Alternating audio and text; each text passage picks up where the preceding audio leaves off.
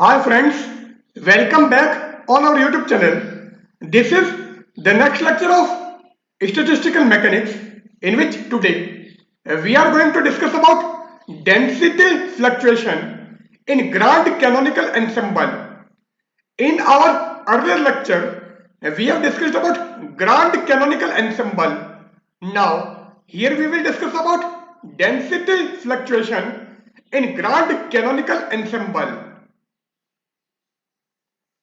So, the density fluctuation in grand canonical ensemble,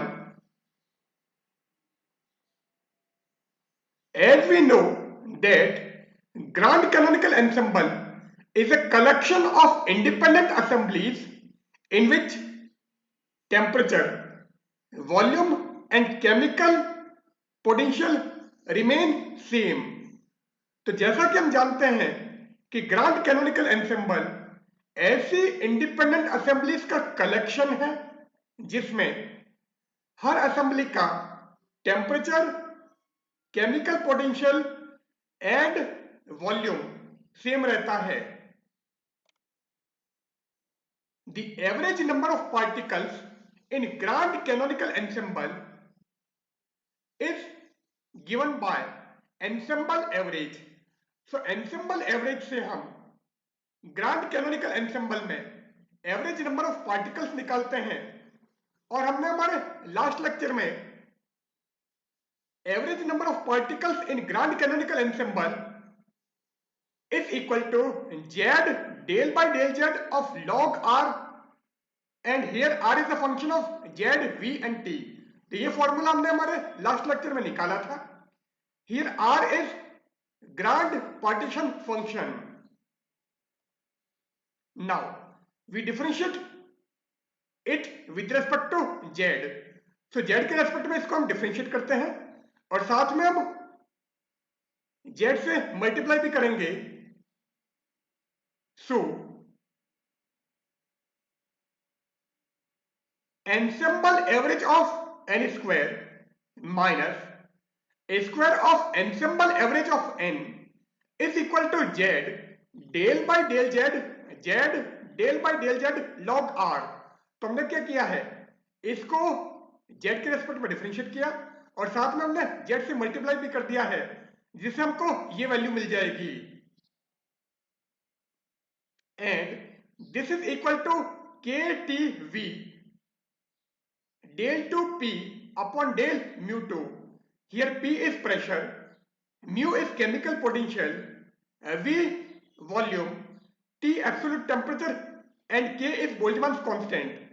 So अगर हम ये वैल्यू निकालें तो हमको ये मिलता है. Let Helmholtz free energy of the system B. अब सिस्टम की Helmholtz free energy A is equal to n A ये है, and here A is a function of small v and small v is actually capital V upon n. So small v हमारा v by n है. So Helmholtz free energy A system की हमने n into A consider की है. Here small v equal to capital V upon capital N. Now chemical potential, अब chemical potential क्या है, mu equal to del A upon del N. तो ये formula हमने निकाला हुआ है. Since A equal to n times of A, so Helmholtz free energy A की value n times of A है. So mu equal to del by del n of n into A.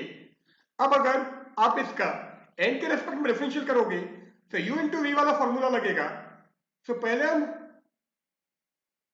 a को constant मान लेते हैं and n का हो गया 1 plus n को कांस्टेंट माना और a का हो जाएगा del a by del n. So mu equal to a into 1 plus n del a by del n, but small v equal to capital V by capital N.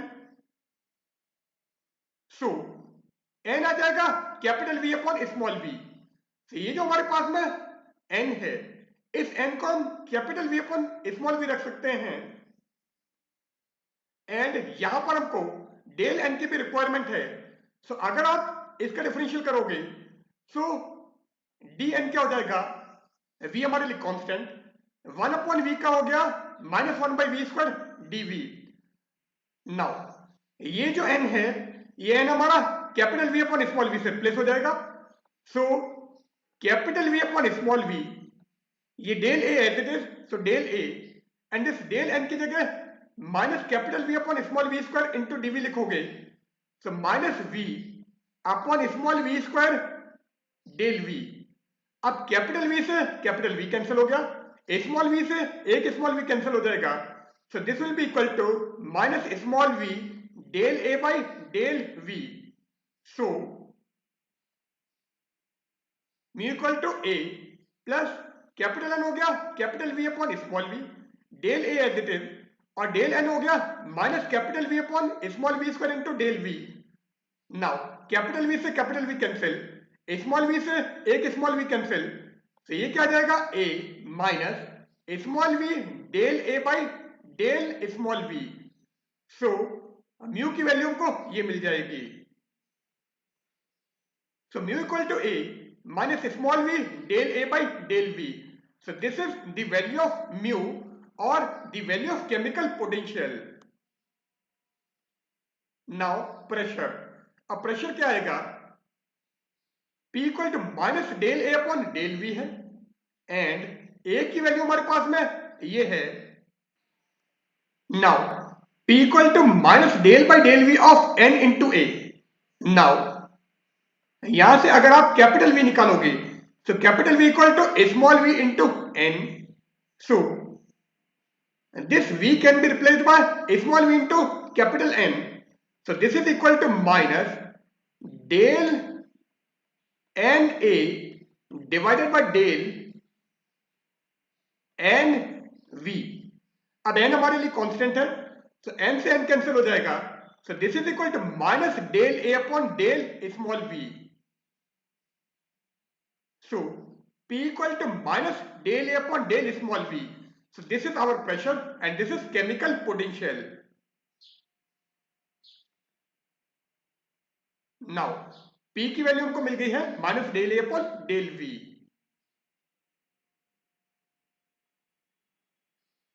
Now chemical potential हमने ये निकाला है. So अगर हम इसका वापस small v के respect में डिफरेंशिएट करें, so del mu by del V is equal to del by del V of A minus V del A by del V. Now इसको डिफरेंशिएट कर दो, सो ये क्या हो जाएगा, पहले आप इसका करोगे, तो del a by del small v, फिर आप इसका करोगे, सो माइनस यहां पर हम u इंटू वी लगाएंगे, सो पहले आप v को कांस्टेंट मान लो, और del a by del v का हो जाएगा del two a by del v two, plus second time आप del a by del v को कांस्टेंट मान लो, एंड स्मॉल v का v के रेस्पेक्ट में हो जाएगा 1.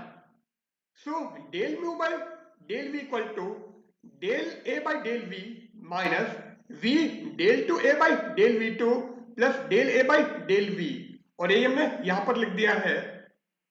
So del mu by del v की वैल्यू हमको ये मिल गई, और del a by del v से del a by del v cancel कर दो, so del mu by del v equal to minus v del to a by del v2. So this is the value of del mu by del v. So del mu by del v equal to minus v del to a by del v2. So del mu by del v की value हमको minus v del to a by del v2 मिल गई यहां पर, but p equal to minus del a by del v. So minus del a by del v हमारा P है. It means अगर हम इसका स्मॉल v के रेस्पेक्ट में डिफरेंशिएशन करें, so del P by del V is equal to minus del two a by del v two. तो इसका सेकंड डिफरेंशियल हो जाएगा, so del P by del V की वैल्यू हमको ये मिल गई. Now del p by del mu अगर निकालना है तो ये क्या हो जाएगा, del p by del v divided by del mu by del v. So del p by del mu की वैल्यू हम इस फॉर्मूले से निकाल सकते हैं, क्योंकि यहां पर डेल वी से डेल वी कैंसिल हो जाएगा तो वापस आपको यही मिलेगा। So del p by del mu equal to del p by del v divided by del mu by del v, but del p by del v is actually minus del two a by del v two and del mu by del v is equal to minus v del two a by del v two. तो आप del p by del v की value यहां से and del mu by del v की value यहां से रख दो, तो ये क्या हो जाएगा, minus del two a by del v two divided by minus v del two a by del v two. So del two a by del v two से del two a by del v two cancel हो जाएगा और negative से negative भी cancel हो जाएगा, तो इसकी वैल्यू क्या आ जाएगी, 1/v। So this is equal to 1/v। आप चाहते तो इसकी जगह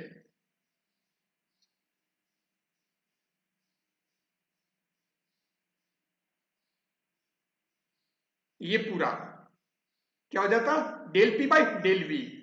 सो अगर हम इन दोनों इक्वेशन को यूज करें तो del mu by del v हो जाएगा v del p by del v, और अगर आपको del p by del mu निकालना है सो आप इसको यहां पर ले जाओ और v यहां पर आ जाएगा। सो डेल वी से डेल वी भी कैंसिल हो जाएगा, so del p by del mu की वैल्यू 1/v मिल जाएगी। So del p by del mu equal to 1/v। Now del p by del mu हमने 1/v निकाला है। Now again we differentiate this p with respect to mu. So अगर mu के respect में वापस इसका डिफरेंशियल करोगे so del two p by del mu two आ जाएगा minus 1/v square del v by del mu, but del mu by del v equal to minus v del two a by del v two. So यहां पर हमको del v by del mu की requirement है, जबकि यहां पर हमारे पास में del mu by del v है।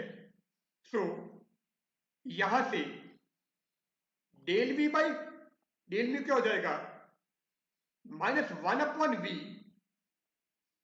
Del two v by del a two. So ये वैल्यू हम यहां पर रख देते हैं। So this is equal to minus 1/v square minus 1/v del two a by del v two. अब negative से नेगेटिव कैंसिल हो गया और ये क्या हो जाएगा, 1/v cube into 1/del two a by del v2। So this is the value of del to p upon del mu2। So del to p by del mu2 equal to 1/v cube into 1/del to a by del v2। But del p by del v equal to minus del to a by del v2। So del to a by del v2 की value minus del p by del v है। So इसकी जगह हम minus del p by del v रख देते हैं। So del two p by del mu two हो जाएगा minus 1/v cube into 1/del p by del v. But kt equal to minus 1/v del p by del v, and here kt is actually isothermal compressibility। so isothermal compressibility को हम kt से denote कर रहे हैं and isothermal compressibility होती है minus 1/v del p by del v. So यहां पर हमारे पास में v क्यूब है, इसका मतलब ये क्या हो जाएगा, v स्क्वायर इंटू वी, और minus 1/v del p by del v हो जाएगा kt। It means del two p by del mu two is equal to 1/v square into kt।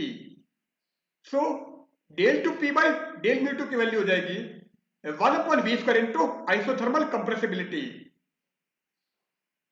So del two p by del mu two equal to 1/v square kt। So del two p by del mu two की value हमको ये मिल जाएगी। Now ensemble average of n square minus square of ensemble average of n is equal to KTV del 2p by del mu 2 हमने निकाला था, and this is actually mean square fluctuation of n, and del 2p by del mu 2 की value 1 upon v square into KT आई है। तो आप क्या करोगे, इसकी जगह 1 by v square KT रख दो। So ensemble average of n square minus square of ensemble average of n is equal to KT V into 1 by v square KT. Here K is Boltzmann's constant, T is temperature, and this KT is actually isothermal compressibility. So ensemble average of n square minus square of ensemble average of n is equal to KT V, और यहां से हमको मिल गया 1 upon v square KT, और इसको हमने इस format में लिख दिया है। सो KT V by small v into KT upon V, but small v equal to capital V upon capital N. सो अगर हम यहां से capital V upon small v निकालें तो वो क्या जाएगा n, तो आप इसकी जगह n पुट कर दो।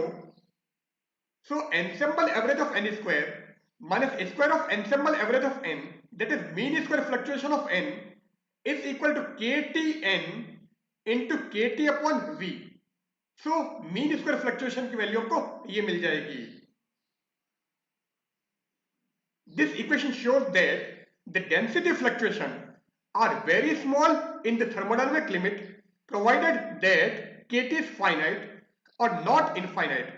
So अगर KT हमारा finite है या KT infinite नहीं है, then density fluctuation जो हमने इससे निकाला है, this value is very small in the thermodynamic limit.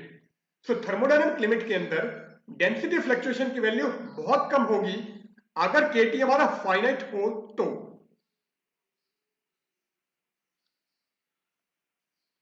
This equation is similar to energy fluctuation in canonical ensemble. से यहां पर हमने डेंसिटी फ्लक्चुएशन निकाला है, ये किसमें, ग्रांड कैनोनिकल एनसेंबल में, और कैनोनिकल एनसेंबल में हमने एनर्जी फ्लक्चुएशन निकाला था, और वो क्या था, ensemble average of h square minus square of ensemble average of h is equal to KT square CV. So this is actually energy fluctuation in canonical ensemble. So अगर हम इस इक्वेशन को और इस इक्वेशन को अगर देखें, so density fluctuation in grand canonical ensemble is similar to the energy fluctuation in canonical ensemble. So canonical ensemble में जो एनर्जी फ्लक्चुएशन है उसी टाइप से हमको ग्रांड कैनोनिकल एनसेंबल में डेंसिटी फ्लक्चुएशन मिल रहा है। Thus, a fluctuation is related to an appropriate susceptibility. So, जो फ्लक्चुएशन हमारा है वो एक्चुअल में ससेप्टेबिलिटी से अप्रोप्रिएट होगा, या फ्लक्चुएशन जो है वो एक्चुअल में susceptibility से related है। The susceptibility in energy fluctuation is CV, that is specific heat at constant volume. So energy fluctuation में जो हमारी susceptibility है वो एक्चुअल में specific heat at constant volume है या फिर CV है। इसी टाइप से डेंसिटी फ्लक्चुएशन में जो susceptibility है वो हमारी KT है, मीन्स isothermal compressibility है। And in density fluctuation, the susceptibility is KT, that is isothermal compressibility. It means fluctuation is related to susceptibility. So, fluctuation actual में susceptibility से related होगा। अगर energy fluctuation की बात करें तो susceptibility हमारी CV है, जो कि specific heat at constant volume होता है। इसी टाइप से अगर density fluctuation की बात करें तो वहां पर हमारी ससेप्टेबिलिटी KT होगी, जो कि आइसोथर्मल कंप्रेसिबिलिटी है। And these are special case of fluctuation dissipation theorem. तो ये जो दो हमारे हैं ये एक्चुअल में फ्लक्चुएशन डिसिपेशन थ्योरम के स्पेशल केस हैं। अब फ्लक्चुएशन डिसिपेशन थ्योरम क्या है? In statistical physics, for predicting the behavior of system that obey detailed balance, we use fluctuation dissipation theorem or fluctuation dissipation relation. So in statistical physics, for predicting the behavior of system that obey detailed balance, so ऐसे system का behaviour जो कि detailed balance का ओबे करता है उसको predict करने के लिए स्टैटिस्टिकल फिजिक्स में हम फ्लक्चुएशन डिसिपेशन थ्योरम और फ्लक्चुएशन डिसिपेशन रिलेशन का यूज करते हैं। According to fluctuation dissipation theorem, when there is a process that dissipates energy and converts it into heat, there is a reverse process related to thermal fluctuation. So अगर हम fluctuation dissipation theorem की बात करें, so fluctuation dissipation theorem के according अगर कोई ऐसा process है जिसमें एनर्जी हमारी डिसिपेट होती है और ये जो एनर्जी है ये हमारी हीट में चेंज हो जाती है, for example friction. So friction में जो हमारी एनर्जी होती है वो हीट में चेंज हो जाती है। सो उस केस में एक ऐसा रिवर्स प्रोसेस होगा जो कि थर्मल फ्लक्चुएशन से रिलेटेड होगा। So according to fluctuation dissipation theorem, when there is a process that dissipates energy and converts it into heat, then there is a reverse process related to thermal fluctuation. So fluctuation dissipation theorem के according अगर कोई ऐसा process है जिसमें energy हमारी dissipate होती है और ये जो एनर्जी है ये हमारी हीट में कन्वर्ट हो जाती है, then there is a reverse process related to thermal fluctuation. So thermal fluctuation से रिलेटेड एक रिवर्स प्रोसेस होगा। So here we end our lecture. In the current lecture we have discussed about density fluctuation and grand canonical ensemble. So goodbye.